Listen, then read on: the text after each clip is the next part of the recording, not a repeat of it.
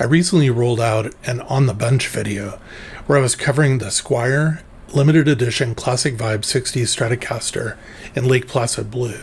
In this video, I stated what I would do if I was doing a drastic upgrade to the guitar. The link to the video is in this video description. Here are my upgrade thoughts for the guitar. I decided to replace the bridge with a full-size block Fender bridge. The Squier bridge works, but is a small block bridge. Adding the large block bridge will help with increasing sustain and provide possibly a richer tone. The string spacing for a Classic Vibe 60s Stratocaster is 2 1/16 inches, and the screw spacing is also 2 1/16 inches.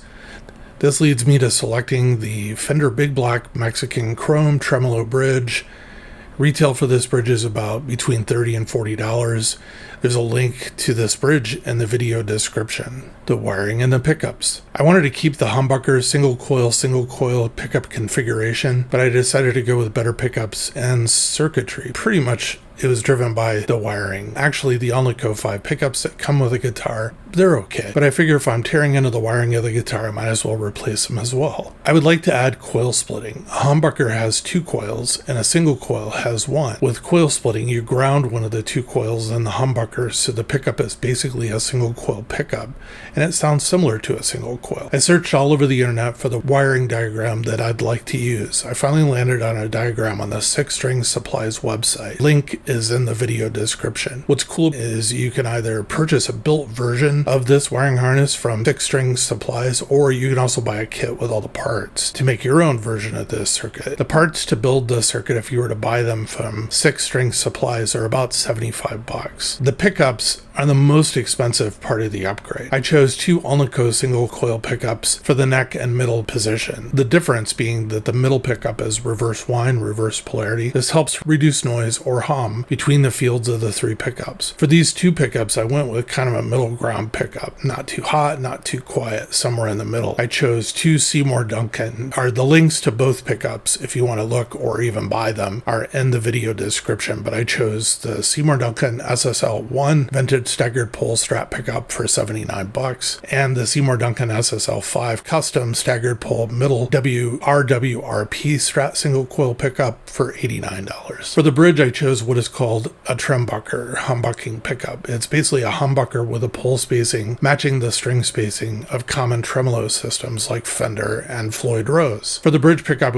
I went with a very hot pickup. This will give me a lot of boost and distortion capabilities out of the bridge position while in humbucking mode, but when in coil split single mode, it'll still be fairly hot. Here's what I selected. It's a Seymour Duncan SH-6B Duncan distortion humbucker pickup. I paid $99 for it, and the link to look at and purchase is in the video description. Lastly, I didn't need to replace the pickguard, but I decided I wanted to leave the original pickguard intact with all of the components, the wiring, and the pickups in case I wanted to use it in another guitar, or maybe even return this guitar back to its original configuration. Recently, when I installed a brownish tortoiseshell pickguard on my Player 2 Stratocaster, I got a lot of folks, including my wife, saying they did not like the color matching because it didn't actually match. The link to that video is in this video description. Well, because it didn't match at all, I ordered a red tortoiseshell pickguard for that guitar and decided the brown pickguard would actually work really well with this guitar. Building out the wiring harness.